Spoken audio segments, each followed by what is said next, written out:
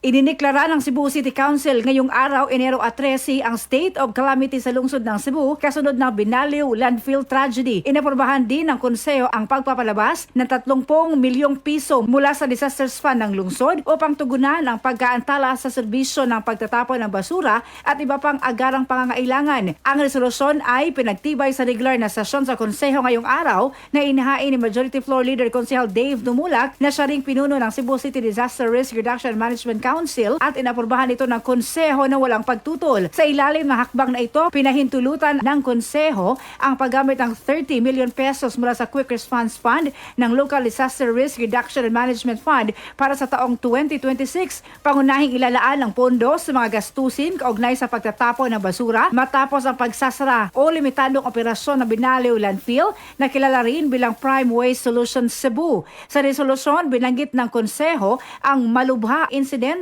na nagresulta sa pagkamatay ng 12 trabahante habang mahigit 10 ang injured at 18 ang missing o patuloy pang pinaghahanap hanggang ngayon. Mula sa DYHP Arimen, Cebu, Radyoman Aida Tampos, Tatak Arimen.